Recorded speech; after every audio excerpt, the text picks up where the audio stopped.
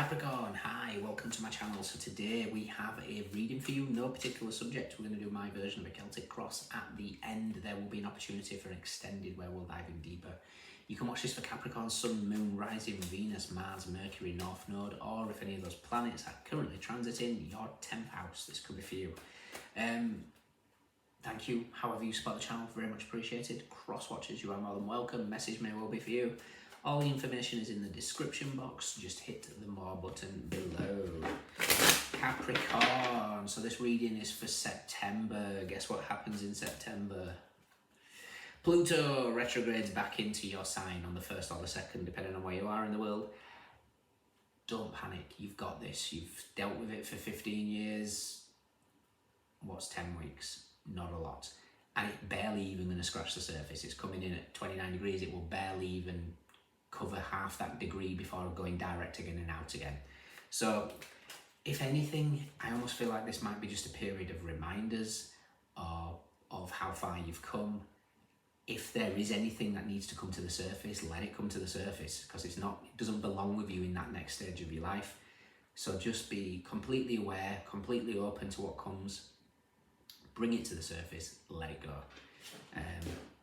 I don't see this being, in fact, I kind of see this as, so Pluto has two cards. It has death and it has judgment.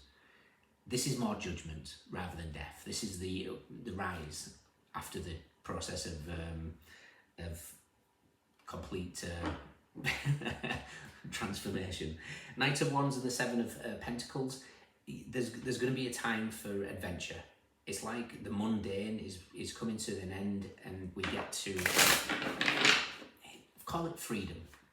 Freedom from, it's like you're able to pick the fruit from the tree. Let's do one more. Okay, Capricorn. We have the Six of Cups. See, it's hiding in plain sight. Six of Cups is Sun in Scorpio, so the Sun meets death. Sun meets Pluto. So your Sun, or doesn't have to be your Sun in Capricorn, but your Capricorn energy is meeting Pluto. Six of Cups is a card of nostalgia. Like I say, this feels like it's just reminders of how far you've come. Okay, crossing year. Root to the matter. Recent past. What you want. What's coming in.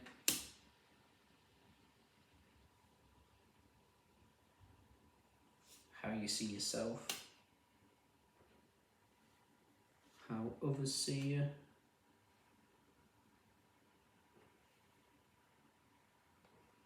Advice.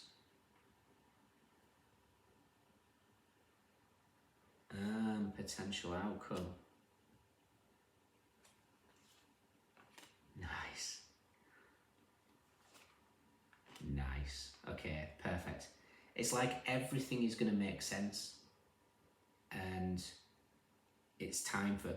And there's a couple of things out here actually that I'll mention, and it's the reason why the outcome is what it is. The High Priestess at the bottom of the deck with the Queen of Pentacles, the Moon, Eight of Pentacles, Three of Wands, the Sun, and the Eight of Wands. And there's Judgment. Judgment is with the Eight of Cups and the Eight of Wands. Now, it feels like the rising of the Phoenix it happens in a fast process. Once it's all done, it's like, right, freedom, go. Go, Capricorn, go. Okay, so Six of Cups, Sun meets Pluto. Crossing you is justice. Justice in the crossing position is that unfairness. There's an energy of injustice. We spoke about this a few weeks ago. I think I said from injustice to justice. This is like the process of now bringing the unfairness to light. Root of the matter is the Ten of Pentacles. Ten of Pentacles is the wisdom gained from whatever has taken place in your life. It's Mars, it's Mercury in Virgo, so the Magician meets the Hermit. It's how we deal with energy. The Hermit is the master of think Magician meets the Hermit is Merlin. Merlin is cosmic knowledge in the goddesses, gods and guardians oracle deck. This is cosmic knowledge. This is learning how to manipulate energy for the better of yourself and others. Recent past is the Tower. Of course it is, because that's what it's been for the past 15 years. Tower after tower after tower. The Tower is here as a Mars energy. It's a burst of energy. So you could have some sort of Mars aspect that's playing out in your life right now, giving you an impetus of some kind. Mars is currently in Gemini. It's going to be moving into Cancer soon.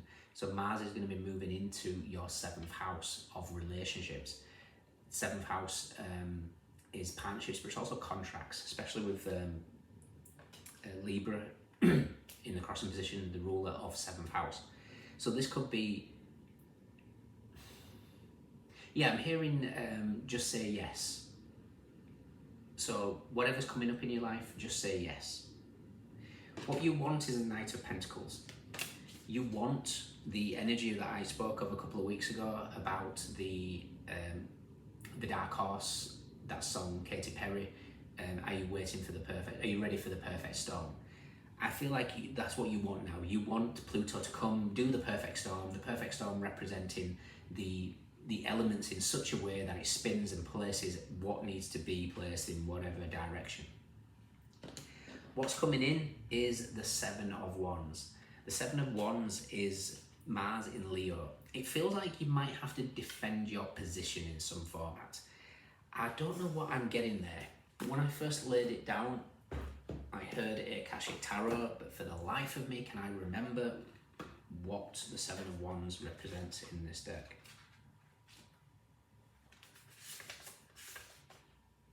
Intricacies in industry.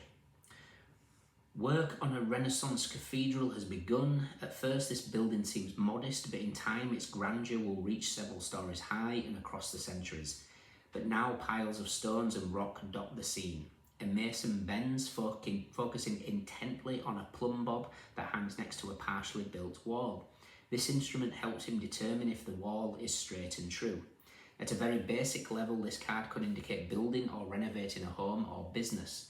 This card also shows that you're on your way to greatness, but it requires attending to even the tiniest of particulars. That's Pluto in its final sojourn.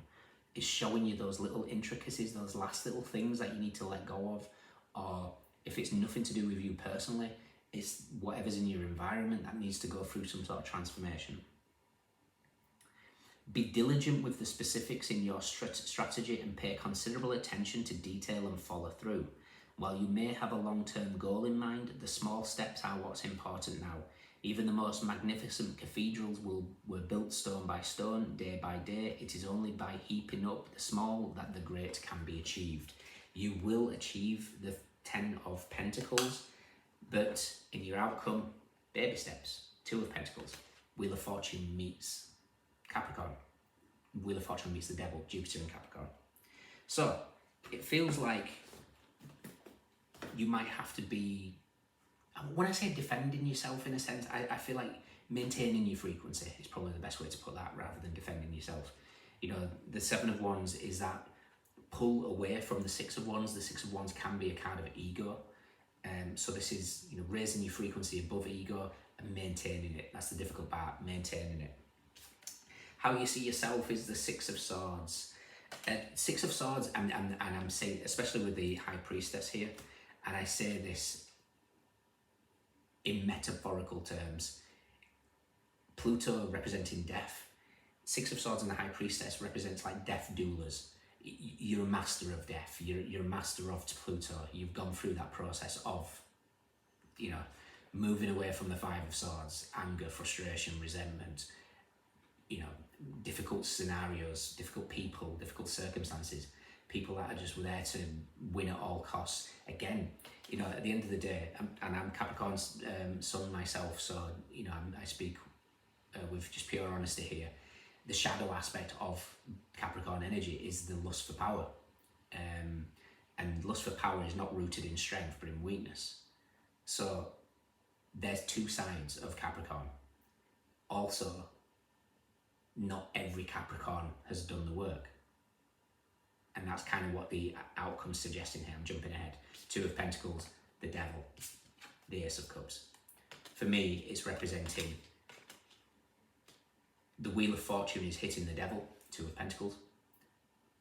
Those that have got up to the top through means that have not, you know, with the graces of transformation with Pluto, will come down, and those that have gone through the graces of Pluto will go to the top. Either way, it's a gift. It's the Ace of Cups. Again, regardless of how you look at Pluto, he transforms. Whatever he touches, he transforms. So even if there's Capricorns in your environment or people in your life that have been at the top and now they're coming close to the ground again, it's so they can go through a growth and transformation. Those of you that have gone through the growth and transformation and feeling like you're at the bottom, the wheel is spinning and it's going to send you to the top. This is a process. How others see you is the Knight of Swords. The Knight of Swords is someone that's about to take action. For some reason, and I feel like whatever it is, people are a bit angry that you're still standing. Tough. Here you are, Capricorn, still standing, gone through the rigmaroles of everything that's been thrown at you. Your advice is the Three of Swords. The advice I kind of feel like is suggesting to, again, recognise the pain, let it come to the surface and let it be healed. If you're ever going to get the Three of Swords, get it with the Ace of Cups. It's like you grow to see the pain as necessary. And I know that might sound unbelievably ludicrous for me to say, depending on what you've gone through personally, but that will be the case. You will look back on the pain as a necessary process, whatever happened. I mean, again, I can only speak from my sort of process. Each of you are going to be individual, but you're going to look back on whatever's taken place and have it, you're going to see it in a different light. It won't be attached to anger, frustration, and those things. You will see it as a necessary process as to where you need to head next. So, I want to check out where Saturn is, because I almost feel like as well the Three of Swords is suggesting a reminder that you're ruled by Saturn. You're ruled by the Lord of Karma. You know, if something goes against you, karma is hit very, very quickly for whoever goes against you. And likewise, if you go against anybody else, Daddy Saturn will, you know, pull you up on it. So what I'm trying to suggest here is, look how far you've come. Not only are you ruled by Saturn, so you naturally have test after test after test, you've survived Pluto. So not only have you survived Pluto, you've survived Saturn, and you're still standing. And your gift at the end is the Ace of Cups. And the Ace of Cups is beautiful. It's unconditional love. It's an open heart. It's something that, with an open heart, anything is possible, basically. And how interesting, as I said that, I don't know what the screen's going to be like timing wise, because I pressed record and I was dabbling for a few seconds, but it was 13:29 as I looked up. So Pluto 13:29 degrees of Capricorn. But you're stepping into your power in the future. You are for the devil to appear in your outcome for a Capricorn is amazing. It's you achieving what you need to achieve. Wonderful. Let's take a look. I want to see where the Two of Swords is, because we've got the High Priestess and we've got Justice here. So the Two of Swords is Moon in Libra, so the High Priestess meets Justice. So there could be something that's happening behind the scenes that we're just going to try and get clarification on. I want to see where Strength is as well, just because we've got the Tower and then we've got Mars in Leo with the Seven of Wands. And if you're ever going to get the Tower, get it with Strength. So there's something about whatever Pluto's bringing, you're more than capable of overcoming. I get the impression it's memories rather than something that you physically have to deal with. Interesting. So,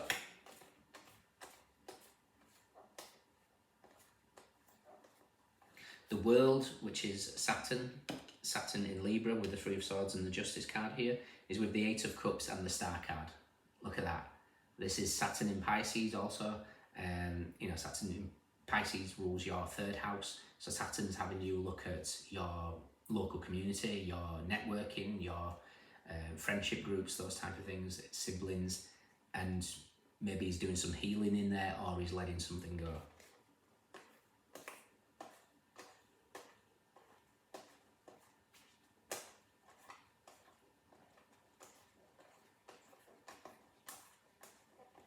Strength is with the Hanged Man and the Five of Wands.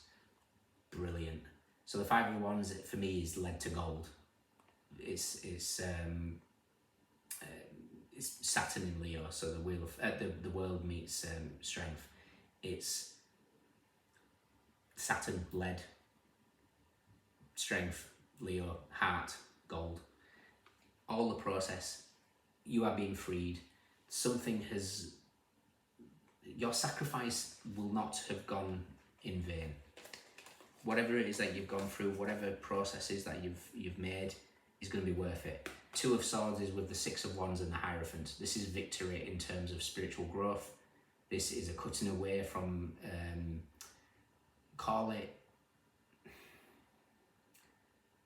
I don't want to say patriarchy as to a certain extent, but structures. It's breaking free from structures, like a structured life you're saying no to.